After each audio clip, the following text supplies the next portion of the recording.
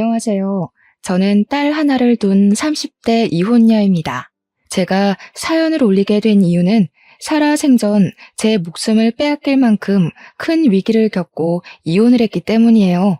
삶이라는 게 늘 건사하기엔 험난한 땅덩어리란 걸 알지만 저는 뉴스에 나오는 사건, 사고 안 겪고 잘 살 줄 알았습니다. 그냥 적당히 부부싸움하고 적당히 고부 갈등 느끼며 남들 지내는 것처럼 그렇게 평범하게 살 줄 알았어요. 제 결혼 생활에 믿을 수 없는 존재가 나타나 저의 행복한 미래를 순식간에 망가뜨릴 줄은 몰랐단 말입니다. 기적적인 사연들도 덜어 있었으나 주로 사연자분들이 억울하고 슬픈 경험담을 이곳에 많이 올리는 것 같길래 저도 한번 들러보았습니다.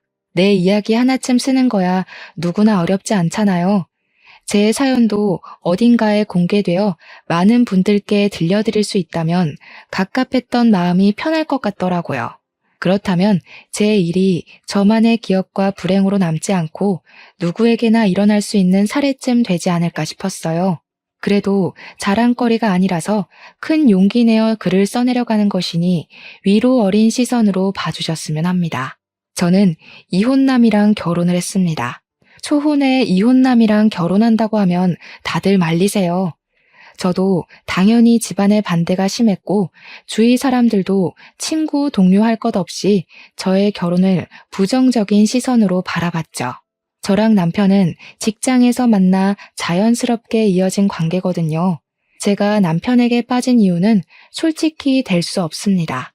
그 사람의 배려가 좋았고 다정하게 저를 봐주는 눈빛이 좋았고 저보다 저를 더 신경 쓰고 챙겨주는 손길이 좋았는데 그런 호의적인 태도가 제 마음속에 쌓이고 쌓이다 보니 저도 모르는 사이에 어느새 그 사람을 좋아하고 있더라고요. 제 마음을 정확하게 깨달은 순간은 잘 알고 있는데 그건 바로 남편이 전처 얘기를 할 때였습니다. 희한하게 남편과 살갑게 대화를 하다가도 남편 입에서 전처 얘기만 나오면 기분이 확 죽어버렸어요. 그때 제가 그 전처한테 질투를 느끼고 있다는 사실을 눈치챘고 남편을 좋아하고 있구나라는 걸 똑똑히 알 수 있는 부분이었습니다. 남편도 분명 저에게 호감이 있는 것 같은데 저한테 확실한 의사 표현은 하지 않더라고요. 아마 제가 초혼이기 때문에 자신의 존재가 괜히 제 앞길을 막는다고 생각했던 것 같아요. 남편이 그만큼 저를 신경 써주는 게 너무 제 눈에 보였고 저도 어느 순간부터 남편의 그런 태도를 신경 쓰다 보니까 어느새 깊어진 마음 때문에 제가 먼저 고백을 했습니다. 남편은 저를 감히 거절할 생각을 못하면서도 미안해했어요. 자기가 이혼남이라서 사과를 했고 제 연애사에 먹칠을 하는 것 같다며 사과를 했죠. 하지만 남편은 제게 오점이 되는 존재가 아니었습니다. 이혼한 게 어때서요? 제가 초혼 입장이면 이혼남이랑 연애하면 안 됩니까? 법에 어긋난 짓을 하는 것도 아닌걸요. 남편은 연애하면서 제게 평생 겪어보지 못할 만큼의 마음을 주었습니다. 이런 건 이혼남이 아닌 미혼 남자친구한테서도 느껴보지 못했던 사랑이었어요. 그때만 해도 마음의 크기와 태도는 이혼을 했고 안 했고로 나눠지는 것이 아니라 그 사람의 됨됨이와 진실한 감정으로 만들어지는 거라고 생각했습니다. 저는 남편과 혼전 임신을 하게 되었어요. 어차피 저희가 결혼 전제를 생각하고 있던 터라 임신을 축복으로 생각했고 망설임 없이 바로 결혼식 날짜를 잡았죠. 남편이 다정했던 것만큼 시부모도 정말 자상하고 좋은 분들이었습니다. 저는 시집 잘 갔다는 생각을 했을 정도로 고생 없이 지냈어요. 시부모가 먼저 배려를 해줘서 저희는 갈등 없이 분가를 진행하기도 했었어요. 그리고 제가 출산을 할 때까지는 시댁과 남편에게 최고의 대우를 받았습니다. 시모가 굳이 저희 집을 찾아와 임신에 좋다는 몸보신 음식을 많이 만들어 주었고 남편도 제가 뭐 입만 다시면 이것저것 챙겨주면서 늦은 새벽까지도 편의점을 뱅뱅 돌았어요. 이런 집안을, 이런 남편을 누가 이혼 집안이라 욕을 하겠습니까? 초혼끼리 결혼을 한 제 친구들도 시댁이랑 남편한테 이런 대접은 못 받았답니다. 제가 아기용품 돈 들인 거 없이 시부모가 잔뜩 해주고 남편이 산책할 겸 친구들 만나서 놀다 오라고 용돈까지 준다고 하면 제 친구들이 더 자지러져요. 저 때문에 제 주변 사람들은 이혼한 사람들에 대한 편견이 조금 줄었었죠. 그야말로 저는 출산을 하기 전까지 최고로 행복한 며느리였고 최고로 사랑받는 아내였습니다. 하지만 역시 결혼이랑 풍습은 사람의 인간성을 제대로 밝혀주는 도구인 게 아닌가 싶어요. 다들 이혼을 하는 데는 그만한 이유가 있는 거라고 하잖아요. 물론 억울하게 이혼당한 멀쩡한 사람들이야 널려 있겠죠. 제가 말씀드리고 싶은 건 이혼 사유를 이유를 제 눈으로 직접 보고 제 귀로 직접 듣기까진 배우자의 말만으로는 신뢰해선 안 된다는 걸 이번 기회에 알게 되었다는 거예요. 당시 출산 임박 때까지만 해도 저는 푸근한 일상 속에서 아이가 태어나면 앞으로 더 기쁘고 좋은 일만 만들어주겠다고 나날이 다짐만 할 시기였습니다. 문제는 제가 출산을 하고부터 발생했어요. 단단히 마음먹었던 저의 알찬 책임감과는 다르게 제 인생 그래프는 서서히 내리막길을 가기 시작했죠. 저희 딸이 100일이 되었을 때였습니다. 그날 낮에 축하 파티를 하고 저녁에는 남편 친구들이 100일 선물을 사들고 집들이를 왔었어요. 결혼 전에도 몇 번 만나서 같이 인사 나눴던 적이 있었기에 아는 얼굴들이었습니다. 남편의 고등학교 동창이라서 서로 못 볼 거 다 보고 다 듣고 함께 큰 친구들이더라고요. 같이 어울려서 감사 인사를 전하고 싶었으나 저는 아기 때문에 간단한 술상을 차려주고 방에 들어와야 했습니다. 남편 친구들에게 받은 선물들을 풀어보며 딸에게 잘 어울리는 옷과 인형들을 가지고 제 아기랑 놀았어요. 그렇게 한 2-3시간이 지났을 겁니다. 아기는 애착 인형 하나 안고서 잠이 들었고 저도 슬쩍 졸릴 때였어요. 갑자기 밖에서 남편의 큰 목소리가 "우리 와이프!" 하고 소리를 치는 겁니다. 수저로 상을 두들기는 것 같기도 했어요. 사람이 왜 내 얘기를 하는 것 같으면 그 호기심 못 참지 않습니까? 남편이 제 얘기를 뭐라고 할까 궁금한 마음에 잠이 깨더라고요. 슬쩍 몸을 일으켜 방문을 열어봤습니다. 와이프가 나한테 연락 왔더라니까? 지가 뭔데 우리 딸 100일을 축하해. 내 딸 태어난 그날에도 그년이 나한테 문자했는데 뭐라는지 아냐? 나 안 닮아서 다행이라더라. 아빠 잃게 될 텐데 아빠 닮으면 서럽지 않겠냐고. 미친 거 아니야? 남편이 자꾸 와이프 거리면서 친구들한테 하소연을 하는데 저뿐만 아니라 친구들도 남편이 말하는 대상을 헷갈려하는 것 같았습니다. 저는 당연히 와이프라 해서 제 이야기인 줄 알았으나 친구들이 와이프 누구를 말하는 거냐고 묻는 소리에 남편 대답을 듣고 좀 당황했어요. 아, 누구긴 누구야. 내 와이프 모르냐? 심수와 그년. 걔 때문에 내 인생이 성할 날이 없다. 무슨 나 못 잡아먹어서 죽은 귀신이 붙었나? 자기가 자기 발로 집 나가놓곤 이제 와서 누굴 탓하는 건지 모르겠다니까. 심수아? 제 이름은 김옥연입니다. 그러니까 남편이 여태 와이프라고 칭했던 사람은 전처라는 거겠죠. 그 순간 서운하고 기가 막혀서 방문을 닫아버렸는데 제가 좀 세게 닫아서 아마 밖에서 다 들었을 겁니다. 그렇잖아도 떠들썩하던 분위기가 순식간에 팍 조용해졌더라고요. 그러나 전처 얘기는 그날뿐만이 아니었어요. 그 뒤로 남편은 술만 마시면 한 번씩 전처를 자기 와이프라고 일컬었습니다. 술 깨고 그 다음날 제가 그 사실을 콕 집어서 지적을 해주면 남편은 혼자 식겁해선 미안하다 사과하길 몇 번이나 반복했어요. 그러면서도 전혀 고쳐질 기미는 안 보였습니다. 당신 전처한테 미련 남았어? 내가 분명 조심해달라고 했잖아. 술 마실 때마다 같은 실수 반복하는 건 내 말을 귓등으로 듣는 거야? 아니면 전처가 그립기라도 한 거야? 무슨 그런 소리를 해. 나한테 전처는 끔찍한 존재, 그 이상도 이하도 아니야. 나한테는 과거 결혼 생활이 지옥이나 마찬가지였다고 했잖아. 내가 왜 자꾸 술 먹고 그러는지 모르겠지만 미안해. 근데 진짜 전처에 대한 마음은 이미 옛날부터 없었어. 제 대처법에 문제가 있는 건지 제가 계속 같은 말을 반복해야 하는 날이 늘어갔어요. 같은 문제로 서운함이 쌓이다 보니까 갈수록 더 심한 갈등이 생기더라고요. 그래서 남편이 먼저 다시는 술을 안 마시겠다고 다짐을 해줬고 그걸로 겨우 합의를 봤습니다. 물론 남편은 한 번 갔다 온 사람이니까 와이프라고 부르던 전처를 착각하고 또 그렇게 부를 수 있다고 이해는 해요. 하지만 그게 술 먹을 때마다 반복이 된다면 좀 곤란하잖아요. 그것과는 별개로 저만 스트레스를 받는 거고요.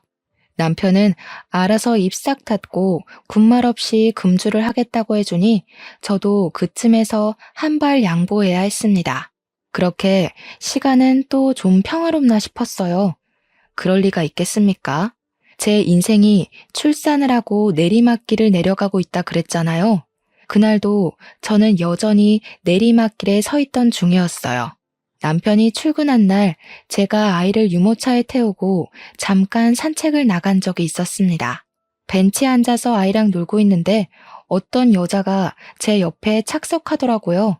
그분은 반려견 산책을 나왔는지 유모차에 강아지를 태우고 있었습니다. 우리 딸이 그 새끼 강아지가 인형인 줄 알고 만지고 싶어서 손을 조물락거리길래 저도 그 강아지를 아른 채 했어요. 와, 강아지가 너무 예쁘네요. 이 정도면 겨우 4개월 정도밖에 안 됐겠어요. 저희 애도 강아지를 되게 좋아해서 집에 강아지 인형이 많아요. 인형 같은 강아지가 움직이니까 우리 딸이 이렇게 좋아하네요. 네, 그래봤자 아이만큼 예쁠까요? 보니까 확실히 부인을 더 닮긴 했네요. 그래도 이렇게 잘 낳고 잘 살고 계신 것 보면 강영철 씨가 아이 지우란 소리는 안 했나 봐요? 어때요? 남편이 잘해줘요? 그 순간 그 장소는 산책길이 아니라 무슨 차가운 빙판길과도 같은 느낌이었습니다. 강영철은 제 남편 이름이에요. 낯선 여자 입에서 남편 이름이 나오자 저는 그 여자가 누군지 왠지 알 것 같더라고요. 강영철 씨 전처되는 사람이에요. 남편분께 제 이야기를 들었는지 모르겠지만 그 사람 말 웬만하면 믿고 거르는 게 좋을 거예요. 진실한 게 전혀 없는 사람이거든요. 역시나 그녀는 내 남편의 전처였던 겁니다. 어떻게 전처가 우리 아파트 산책길에 있는 건지도 궁금했지만 그보다 제 신경을 더 쓰이게 만들었던 건 전처가 뒤에 한 말들이었어요. 애가 곧 돌이죠? 저도 아들이 하나 있었는데 돌도 못 보내고 죽었어요. 강씨 집안 때문에 제 애가 제 명에 못 살고 안타깝게 떠나버렸죠. 그 집안에선 절대 아이 무사히 못 키워요. 딸 안녕을 바라시는 거면 이혼하는 게 좋을 겁니다. 남편은 제게 분명 전처아이 사이에 아이가 없었다고 했습니다. 아이가 없는 건 맞는 것 같은데 그게 원래 착상 자체가 없었던 게 아니라 아이의 사망 때문에 자식이 없다고 했을 줄은 꿈에도 몰랐어요. 몰랐으니 당연히 아이에 대해선 더 물을 생각도 안 했고요. 이미 아이 여부 사실만으로 너무 놀라서 대답을 못 하겠는데 이혼을 하라니요. 강씨 집안에선 애를 못 키운다니요. 전혀 이해할 수 없는 말을 하는 전처의 발언에 저는 기분 나쁜 표를 내고 말았어요. 지금 무슨 말을 하고 싶은 거예요? 제 남편의 전부인 된다는 건 잘 알겠는데요. 아이를 잃은 건 정말 유감이지만 저한테 이런 말을 할 이유는 없다고 보는데요. 혹시 저희 집 뒷조사라도 했나요? 어떻게 찾아와서는 저한테 이런 말을 하는지 모르겠네요. 기분이 좀 나빠서요. 그만 가볼게요. 돌 때까지 애 간수 잘하세요. 시부모한테 맡기지 마시고요. 자식 조종하는 부모나 부모한테 조종당하는 자식이나 쓰레기인 건 매한가지예요. 그런 쓰레기들 때문에 자식 잃어보지 않아서 모르시겠죠. 그래서 미리 경고하는 거니까 딸 지키고 싶으면 정신 똑바로 차리세요.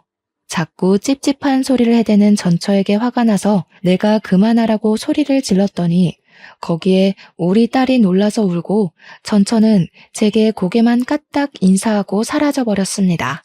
정말 어딘가 모르게 섬뜩하고 기분이 나쁜 여자였어요.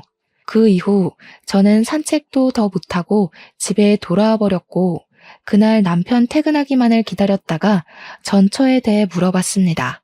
도대체 그 사람 뭐야? 왜 당신 전처가 왜 우리 아파트 마당에서 보이는 건데? 왜 나한테 그런 이상한 소리를 하고 우리 애를 갖고 협박을 하냐고. 근데 당신 애가 있었어? 그 여자 말론 아들 있었는데 죽었다고 했어. 대체 내가 들은 게 다 뭐야? 저도 남편을 기다리는 시간 동안 너무 답답하고 무서워서 이것저것 질문을 던졌더니 남편이 급하게 사색이 되면서 전처에 대한 행방만 묻더라고요. 행방은 저도 모르죠. 몰라서 이렇게 당신한테 묻는 거 아니냐고 하니까 남편은 별다른 변명 없이 앞으로 산책 나가지 말라는 말만 하고 제 의문을 풀어주진 않았습니다. 제가 집요하게 물어도 평소와 다른 모습으로 버럭 성질만 부릴 뿐 그 전처를 이상한 사람 취급만 했어요. 정신병자 수준으로 이상한 여자니까 앞으로는 우연히 마주치더라도 그 어떤 얘기도 듣지 말고 자리를 뜨라는 것만 지시했습니다. 제가 보기엔 아무래도 남편이 전처 일에 대해서 뭔가 숨기는 게 역력한 눈치였어요. 남편의 저런 초조한 모습은 결혼하고 처음 보는 모습이었습니다. 그래서 저는 며칠 뒤 애를 데리고 시댁을 찾아갔어요. 돌잔치 얘기를 의논하러 갈 겸 남편이 풀어주지 않은 제 궁금증을 해결하기 위해서요. 그런데 어머님, 남편 전처 말인데요. 아이가 있었다고 들었는데 혹시 무슨 사고가 있었나요?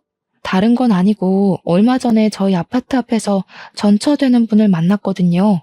어딘가 모르게 남편한테 앙금이 있는 것 같아 보여서요. 제 말을 듣고 놀란 시모는 들고 있던 찻잔을 놓치며 발에다 뜨거운 차를 쏟았습니다. 제가 더 놀라서 허겁지겁 휴지를 뽑아 시모를 챙겨드렸는데 그 와중에도 시모는 제게 전처에 대한 질문만 물을 뿐이었어요. 그러면서 옆에 앉은 시부는 전처 욕을 하기 시작했는데요. 그년이 기어코 나타나지 말라니까 어른 말을 귓등으로 쳐듣네. 그래서 새아가는 그년을 산책 갔다가 마주쳤다고? 그년은 그런 부자 동네에 기웃거릴 사람이 못 돼. 이거 분명 일부러 찾아온 거다. 내 인연을 확 그냥. 대체 그 여자가 무슨 생각으로 거길 왔다니? 기가 막히고 코가 막혀서 말도 안 나오네. 또 그런 일이 있거든 절대 상종하고 있지 마라. 경찰에 확 신고를 해버리던지. 그 악랄한 것이 어쩌자고 우리 애들 앞에 나타났대? 제게 시가 사람들은 그저 좋은 분들이었는데 전처 얘기만 나오면 남편도 그렇고 시부모도 그렇고 다른 얼굴빛을 드러냈어요. 도대체 뭘까? 이러니까 전처의 존재가 더 궁금했습니다. 남편 말대로 전처가 정말 정신나간 사람이라서 이혼을 하고도 그렇게 앙금이 남아 복수심을 갖고 있는 건지, 이 좋은 사람들의 속을 뒤집어 놓을 정도로 정신에 문제가 있는 건지 뭐든 알고 싶었어요. 그런데 다들 제게 수상쩍은 태도만 보여줄 뿐 제대로 알려주는 사람은 아무도 없었습니다. 그럴수록 제 마음속 불안은 커져갈 수밖에 없었어요. 시댁이랑 남편이 초조해할 정도로 전처가 정신나간 여자라면 전처가 제게 했던 말이 단순한 시기는 아닐 거잖아요. 그렇다고 다시 전처를 만날 수도 없는 격이 아닙니까? 시부모 말 들어보면 전처 형편이 안 좋은 것 같은데 그런 사람이 단가 40억대 아파트에 살고 있지도 않을 거고요.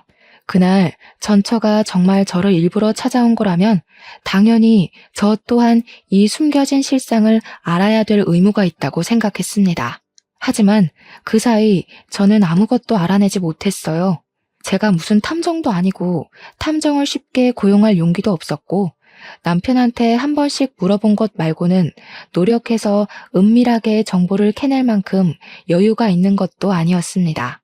딸한테 신경 쓰느라 시간만 보냈죠. 그러다 보니 돌잔치가 코앞으로 다가와 있더라고요. 그때쯤엔 전처의 일을 어느새 잊고 있는 때였습니다. 어쩌면 전처가 불안감에 무뎌지길 바래서 그만큼이나 시간을 두고 기다렸는지도 모르겠네요.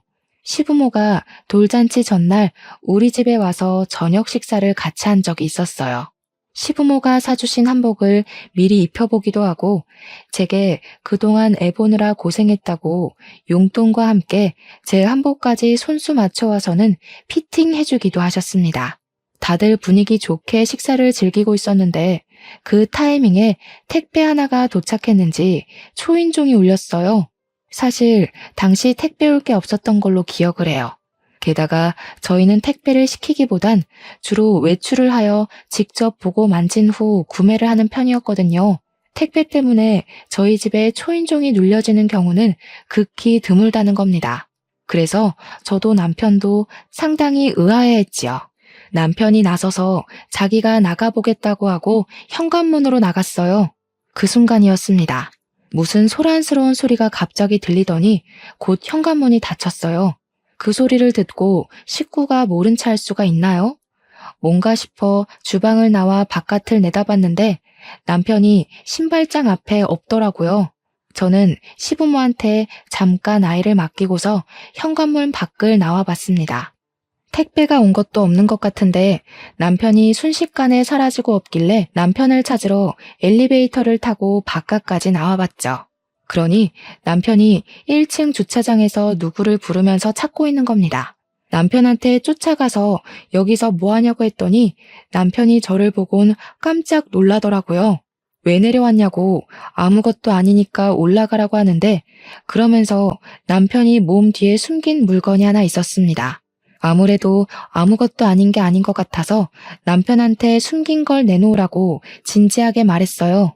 남편이 머뭇거리길래 제가 빼앗듯이 그걸 쥐었습니다. 아주 두툼한 우편물이더라고요.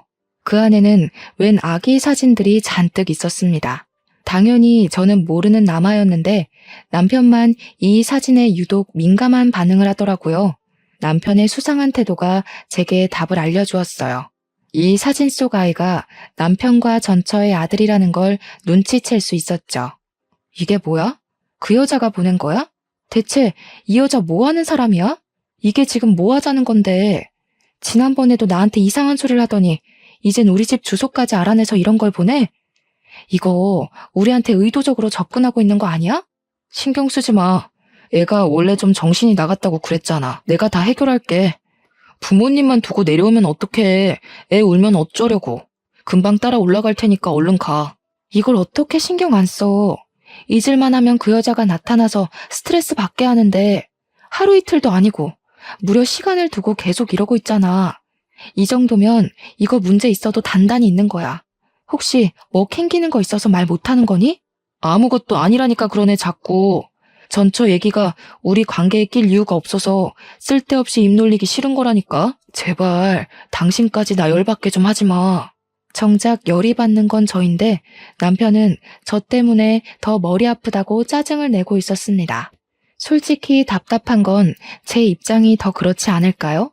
저는 아무것도 모른 채 제 딸로 협박 비슷한 걸 당했고 남편과 싸우고 시부모님을 괜히 의심했었습니다.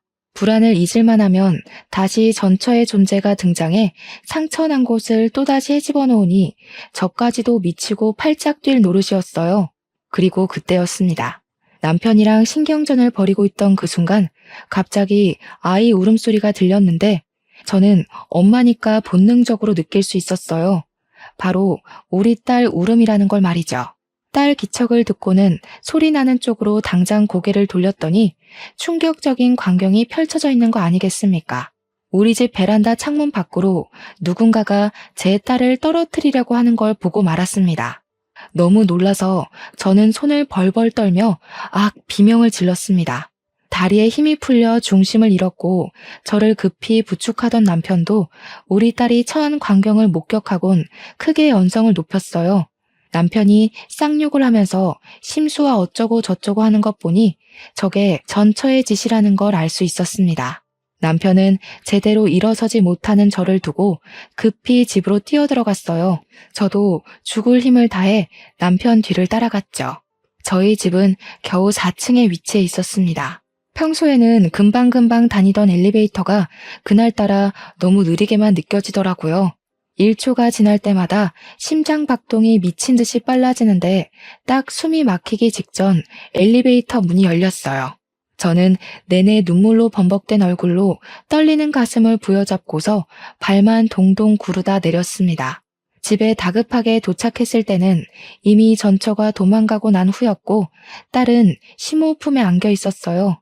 저는 그 순간 시부모에게 애 맡기지 말라는 전처의 말이 떠올랐습니다. 어머님, 우리의 이리 주세요. 앞으로 우리 애한테 되도록 손대는 일 없도록 해주셨으면 해요. 오늘 배웅은 못 해드리겠네요. 안녕히 가세요. 저는 당장 시모 품에 있는 우리 딸을 빼앗았고 울고 있는 애를 꼭 안으면서 좀 전까지 놀랐던 마음을 진정시켰습니다. 시부모가 제 돌발 행동에 많이 충격받은 듯 했어요. 그러거나 말거나 저는 우리 딸 잃은 줄 알았던 마음 때문에 모든 게 너무 무서워서 방으로 들어가 버렸습니다. 그 이후는 남편이 대충 시부모 달래서 집에 보내는 것 같았어요. 당장 다음 날이 돌잔치였는데 이게 무슨 재앙인지 모르겠더라고요. 저는 그날 밤 남편을 원망하면서 내내 두려웠던 마음을 토로하며 목소리를 높였는데요. 나 더는 못 참아. 우리 애가 사고 날 뻔했어.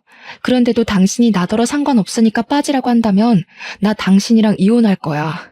그러니까 대체 뭐 때문에 전처가 아직도 이 난리인지 말해. 그 여자가 뭔데? 왜 우리 애한테 그런 짓을 하는 건데? 이유가 있을 거 아니야. 당신은 알잖아. 제가 너무 득달같이 달려들면서 서럽게 우니까 남편은 결국 과거의 일을 얘기해 주었습니다. 이혼 얘기까지 하니까 남편도 더는 감출 수 없는 부분이라고 판단했겠죠. 남편이 해주는 말들은 일반 상식선에서 이해하기 벅찰 만큼 충격적인 내용들이었습니다. 남편은 전처랑도 혼전 임신을 했다고 했어요. 그러나 전처가 유흥에서 일하던 여자였던지라 시부모의 결혼 반대가 심했고 남편도 전처랑 결혼까지는 원하지 않았다고 했습니다. 그래서 남편이랑 시부모가 전처한테 애를 지우라고 권유도 했었대요. 전처는 절대 애를 지우지 않았고 결혼을 하지 않는다면 남편 직장에 소문을 내서 남편 앞길을 막을 거라 협박을 했었다고 합니다. 결국 시부모는 둘의 결혼을 허락했다는데요. 전처의 형편이 안 좋으니까 시가의 합가로 시작을 했는데 시부모가 그 기회를 틈타 전처에게 그렇게 심한 시집살이를 일삼았다네요. 전처가 출산을 하고 난 후에도 시부모는 전처를 일관되게 하대했고 오히려 전처가 이 생활을 못 견디고 집을 나갈 수 있도록 남편한테 일부러 다른 여자까지 서슴없이 소개해주며 전처 마음에 불을 지폈다고 했습니다. 또 시부모가 남편과 전처 사이를 이간질도 해 남편이 전처를 안 좋게 보도록 만들었다는데 남편이 그걸 곧이곧대로 믿고는 전처에게 손찌검도 했다는 거 아니겠습니까? 그리고 애가 죽음까지 이르게 된 것도 애가 돌이 되기 전에 시부모가 전처를 강제로 떼어놓고 접종 마치러 가다가 사고가 난 거였고 웃기게도 시부모는 괜찮았는데 아기만 세상을 떠나게 된 경우였다고 합니다. 남편 말로는 아마 아이가 죽고부터 전처가 미쳐서 지금까지 이러는 것 같다고 했습니다. 그 소리를 죄인이 된 것처럼 얘기를 하는 남편을 보면서 저는 처음으로 남편이 인간 아니라는 생각을 했어요. 제가 알고 있는 다정한 남편이 가면이란 걸 알았고 인심 좋은 시부모의 존재가 거짓이라는 걸 알았습니다. 이들은 언제든지 괴물이 될 수 있는 호르몬을 감추고 있을 뿐 언젠가 제가 마음에 들지 않는다면 변할 겁니다. 저희 친정 형편도 마찬가지로 어려워지게 된다면 전처에게 했던 것처럼 제게도 괴물 같은 모습을 보여줄 수 있는 사람들이었어요. 결국 저는 남편의 되바라진 인격을 참지 못하고 뺨을 날렸습니다. 설마 우리 집이 넉넉하게 살아서 나한테 일부러 접근한 거였니? 네 전처가 가난한 술집 여자라서 어머님 아버님이 쫓아낸 거라면 나는 어머님 아버님이 좋아할 것 같은 집안이라서 계산적으로 접근했단 말밖에 더 돼? 아니야. 내가 그런 수고스러운 짓을 뭐하러 하겠어.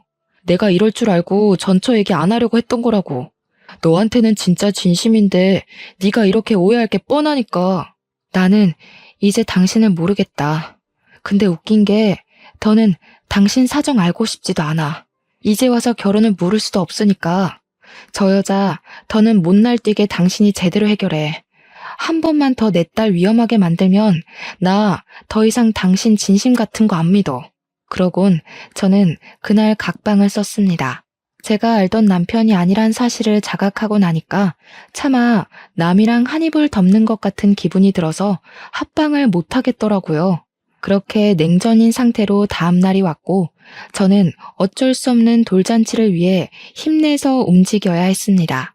예약해놓은 식장으로 갈 때도 남편 차에 동승하면서 한마디도 안 하고 창밖만 보았어요.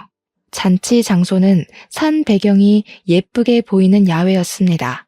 시부모가 강아지 좋아하는 우리 딸을 위해서 강아지 인형 잔뜩 깔아주고 올라탈 수 있는 모형까지 만들어 잡아준 곳이었어요. 비록 전날은 해괴망측한 일들 때문에 기분이 안 좋았지만 그래도 우리 딸이 강아지 인형 사이에서 화사하게 웃고 있고 사람들에게 예쁨을 받고 있으니 제 기분도 조금 풀리더라고요. 하지만 문제는 어딘가 모르게 계속 불안했던 제 감정이 결코 기분 탓이 아니었다는 것입니다. 그것은 곧 일이 터질 거라는 징조나 다름이 없었고 그 사건은 우리 딸만 강아지 모형 의자에 앉혀놓고 사진을 찍어야 할 때 터지고 말았어요. 누군가 불이야 하고 소리를 지르자 순식간에 분위기가 웅성웅성 산만해졌습니다. 그리곤 사람들이 가리키고 있는 방향을 보니까 정말로 불이 번지고 있더라고요. 그것도 우리 딸 쪽으로 길게 뻗어오는 불줄기였고 그걸 미리 확인한 남편이 잽싸게 우리 딸을 챙겼습니다. 그리곤 다들 서둘러 사람들을 대피시켰죠. 잔디 위라서 불길이 번지는 건 한순간이었어요. 모두가 잽싸게 그 장소를 피해서 도망을 갔고 시부모랑 친정에서 119에 급하게 신고를 했습니다. 다행히 모든 게 빨리 발견되는 덕에 인명피해는 없었어요. 그런데 딸이 가장 아끼는 인형이 불길 속에 떨어져 있었습니다. 딸이 용케도 자기 물건을 알아보고 막 울기 시작했는데 감히 그걸 도로 가져올 수 없을 만큼 순식간에 불길이 휩싸였어요. 대체 이게 어떻게 된 일인가 했더니 나중에 경찰이 우리 앞에 잡아온 전처를 보여주면서 모든 것이 상황 파악되었습니다. 저는 또 한 번 내 딸에게 위험이 닥쳤다는 생각에 눈에 뵈는 게 없는 상태였어요. 전처의 존재를 보자마자 물불 가리지 않고 다가갔고 전처의 귀싸대기를 강하게 때렸습니다. 대체 우리한테 왜 이래? 당신 개인적인 복수심을 왜 내 딸로 장난질하는 거냐고. 당신이 억울하고 분하면 내가 내 자식까지 바쳐야 돼? 나한테 이럴 게 아니라 그쪽이 남자 잘못 만난 탓을 해야죠. 나는 저 사람들이 잘 먹고 잘 살도록 못 내버려도 내 아들이 왜 죽었는데 네 애가 어떻게 죽었는지 알면 남의 자식한테 이러면 안 되지. 어떻게 아이 잃었다는 엄마가 똑같이 끔찍한 짓을 저지를 수가 있어. 당신은 당신 아들을 2번 죽이는 거나 다름없다고. 그쪽이 그렇게 원망하는 사람들이랑 다를 게 뭐야. 제가 울분을 토하며 고함을 지르자 전처는 자신의 잘못을 알고 눈물을 흘리면서도 시부모와 남편을 노려봤습니다. 그러면서 저들이 자신의 아이를 죽이고도 아무 일 없었던 척 행복한 게 너무 싫었고 목숨 걸고 복수를 하고 싶었다고 했어요. 그것에만 미쳐있다 보니 죄 없는 내 생각까진 미처하지 못했다며 결국 미안하게 되었다고 사과를 했습니다. 전처의 마음을 아예 이해 못하는 게 아니라서 저도 속이 미어 터질 것 같았어요. 진짜 괴물은 전처가 아니라 시댁과 남편인데 이 사람들 때문에 전처도 괴물이 될 수밖에 없었다는 걸 알아서 이해해주고 싶었어요. 하지만 내 딸 생각하면 결코 용납할 수는 없는 짓이었죠. 그 사이에서 저는 그 누구에게도 원망하지 못해 감정조차 제대로 표출할 수가 없었습니다. 그러자 그때 시부모랑 남편이 뒤늦게 전처 앞에 와서 사죄를 하더라고요. 민재엄이야, 우리가 잘못했다. 그날 그건 정말 사고였어. 물론 우리가 민재를 억지로 떼놓은 건 용서받지 못할 실수였다는 거 그거 인정해. 그렇다고 죄 없는 내 손녀가 어른들 복수 때문에 피해보는 건 아니지 않니? 제발 그만해라. 너 때문에 우리 충분히 피말랐어. 그래, 복수를 할 거면 나한테 해. 네 눈에 띄지 않게 살려면 나 진짜 찍소리도 안 하고 얌전하게 지낼 수 있어. 그러니까 제발 내 딸은 건들지 마. 이렇게 부탁할게.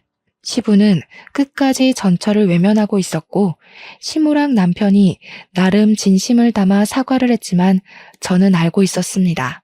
그것이 이미 늦은 용서인데다가 자기들이 살고자 하는 비굴함이라는 걸요.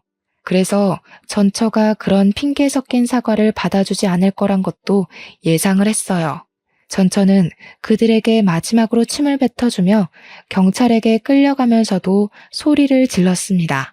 내 아들 불쌍하게 보내놓고 내 딸 내 손녀 잘도 짓거리네. 당신들 내가 절대 지옥에서 못 벗어나게 해줄 거야. 차라리 죽는 게 낫겠다 싶을 만큼 또 찾아가고 계속 나타날 거야. 아무것도 못 해보고 죽은 내 아들의 한 어떻게든 당신들 이용해서 풀어줄 거니까 매일 피말라 죽는 기분이 뭔지 느껴봐. 전처의 발언은 그 자리에 있는 모든 사람들과 공직자들에게 불쾌감을 넘어 안타까움을 안겨주었습니다. 그리고 저희 시댁과 남편은 순식간에 천하의 몹쓸 놈들이 되어버렸죠. 이 모든 광경을 지켜보면서 저는 더 이상 이 아슬아슬한 집안을 감당하기가 버거웠어요. 그래서 우리 딸의 기쁜 생일날 남편에게 이혼을 요구하고 말았습니다. 남편은 제 말에 놀라서 무슨 소리냐고 또 해명을 하기 시작했어요. 쟤 그냥 하는 말이야. 그래봤자 방아쇠로 몇 년은 깜빵에서 썩을 운명이라고. 더 이상 이런 일 없을 거야. 방금 사과한 것도 적당히 걔 비위 맞추려고 했던 거지. 나 솔직히 잘못한 거 없어. 내가 지 아들 죽였나? 자기 아들 운명이 거기까지였던 걸 괜히 우리 탓하면서 난동 부리는 거야. 이런 것도 해명이라고 하는 건지. 정말 사람 같지도 않은 탈을 마주하면서 구역질이 나올 뻔했습니다. 그리고 언젠가는 이 비굴한 모습이 제게도 향할 독화살일 거라는 생각이 들었어요. 사람은 모든 걸 잃었을 때 본 얼굴이 나온다고 하잖아요. 남편의 밑바닥을 이렇게 노골적으로 확인하게 되니 그동안 자신했던 저의 판단들이 모두 잘못되었다는 걸 느꼈습니다. 저는 치밀어 오르는 우라를 참지 못하고 남편의 귀싸대기를 한 대 날렸어요. 딸을 위해서 과감히 남편을 버리기로 마음먹었죠. 당신은 그 여자한테 진심으로 사과를 했어야 했어. 다리가 절단 나도록 무릎을 꿇었어야 했고 머리에 피가 나도록 쳐받고 잘못을 빌었어야 했다고. 잘못한 게 없다고? 당신이 저 여자를 만났던 거, 지우라고 협박했던 거, 시부모한테서 지켜주진 못할 망정 똑같이 괴롭힌 거, 이건 다 잘한 짓이니? 그냥 당신은 당신 자체가 잘못인 거라고. 알았어. 다 알았으니까 여보 제발 이러지 마. 왜 저 여자 일에 휘말려서 우리가 헤어져야 돼? 저 여자 말 다 진짜는 아니야. 우리가 이혼하면 저 여자 좋은 일만 시켜주는 꼴 된다니까? 한심한 새끼. 끝까지 자기가 뭘 실수하고 있는 줄 모르네. 저 여자의 죽은 아들도 어쨌든 네 새끼 아니야? 어떻게 네 새끼를 그런 식으로 말할 수가 있는지 모르겠다. 이제 보니까 정신 나간 건 저 여자가 아니라 너네 집안이었네. 아무래도 너네 집안은 평생 자식 팔자, 손주 팔자 없을 사주인가 보다. 그만 이혼하자. 모두가 제 결혼을 부러워했고 제가 대접받고 산다고 생각을 했는데 그런 분위기 속에서 이런 결과를 보여주고 말았으니 정말 수치스러웠습니다. 저 하나만으로 이 망신스러운 곤욕을 당하는 거라면 그래도 견뎌는 봤을 거예요. 그런데 저희 친정 식구마저 제 꼴을 다 목격했잖아요.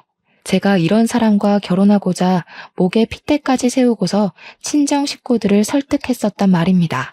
주위에 남편 같은 남자 없다고, 시부모 같은 부모님 없다고 그렇게 자랑을 했는데 참 꼴이 우습게 되어버렸어요. 그래도 친정은 친정이라고 오히려 저를 걱정하는 눈빛을 보내주고 있더군요. 남편뿐만 아니라 시모까지 제게 매달려 사죄를 바라는 상황에서 저는 그만 제 입장을 꺾어야 할 때라는 걸 알았어요. 이혼한 데는 다 그만한 이유가 있다며 제 결혼을 말려줬던 수많은 사람들에게 미안하다는 말 대신 행동으로 보여줘야 했습니다. 네가 우리 딸이 진정으로 행복하길 바란다면 평생 네 아들 외롭게 보낸 죗값 감당하고 속죄하면서 살아. 너희 집은 평생 갱생 못할 짓을 저지른 거야. 나는 내 딸을 그런 소름 끼치는 집안의 핏줄로 키울 생각 없어. 네가 실수한 게 맞고 내가 그걸 안 이상 당신들은 나한테 그냥 쓰레기일 뿐이야. 저는 그대로 친정 식구들을 따라 돌아섰습니다. 저를 끝까지 붙잡으려는 남편을 발로 차버리고 친정차를 타고서 친정집으로 향했어요. 집으로 돌아가는 동안 엄마의 위로를 받으면서 얼마나 울었는지 모릅니다. 딸은 그새 얼굴에 검은 잿가루가 묻어 있더라고요. 부모 잘못 만나서 겪지 않아도 될 위험을 겪은 제 딸에겐 또 얼마나 미안했는지. 제 딸이 그날 이후로 강아지를 안 좋아합니다. 움직이는 강아지를 볼 때면 기겁을 하고 울기도 해요. 겨우 2살이라도 자기 딴에는 무의식 속에서 그날의 공포를 느끼고 있나 봐요. 그럴 때마다 제 가슴은 또 한 번 찢어지고 맙니다. 결국 그동안 저의 푸릇푸릇했던 마음과 기분들은 전부 당시에 뭣도 모르고 자만했던 저만의 허상들이었어요. 지난 날이 무척 후회스럽고 제 불찰을 매번 탓하고 있지만 그래도 이번 경험 덕분에 저의 좁았던 시야가 넓어지면서 한층 더 성숙한 어른이 되긴 했습니다. 딸을 위해서 남편을 깎아내는 고통을 얻었어도 저는 우리 딸이 무사한 게 먼저기에 제 판단이 옳았다고 생각해요. 뒤늦게라도 올바른 길을 찾아 걷기만 한다면 중간에 어떤 험난한 비탈길을 지나왔다고 하더라도 전부 제 삶의 밑거름이 되는 셈인 거 아니겠습니까? 주위에서도 저더러 손가락질하기보단 따뜻한 위로의 손길을 더 많이 보내주고 있어요. 그럴 때면 제가 인생을 헛살아온 게 아니라는 게 느껴져서 위안이 됩니다. 그래요. 사람이 실수하는데 등급이 어디 있겠습니까? 누구나 할 수 있는 실수, 저는 좀 크게 겪었다 생각하고 말려고요. 저는 더 단단해진 발바닥에 굳은 살을 달고서 우리 딸을 무사히 키워내기 위해 어떤 길이든 걸을 것이고 길을 잃더라도 반드시 바른 길을 다시 찾도록 노력하는 엄마가 될 겁니다. 전처는 현재 방화죄로 징역살이 중이라는데 아직 용기가 없어서 면회는 못 가봤지만 언제 한번 시간을 내서 들러볼까 해요. 다들 오지랖이라고 생각할 수 있겠으나 전처의 사정을 알고 있고 억울하게 죽은 아들을 잊지 못하는 엄마의 감정을 알 것만 같아서 그 사람이 계속 지옥에 살고 있는 게 마음에 걸리더라고요. 제가 뭘 어떻게 하겠다는 건 아니고 그냥 엄마 대 엄마로 한번 만나보고 싶을 뿐이네요. 물론 이마저도 언제 용기를 내서 다녀올진 잘 모르겠습니다. 아마 제가 마음의 정리를 끝내고 여유가 생긴다면 가능하지 않을까 싶어요. 아무튼 평범하게 살고 싶었던 평범한 애엄마의 하소연을 한번 써봤습니다. 다들 무탈하고 심심한 내 시간에 항상 감사하며 지내셨으면 좋겠어요. 우리는 불운을 운 좋게 비켜가고 있을 뿐 언제 어디서 불운이 닥칠지 모를 운명이라는 걸 기억하면서 말이죠. 제 사연은 여기서 마무리하겠습니다. 들어주셔서 감사합니다.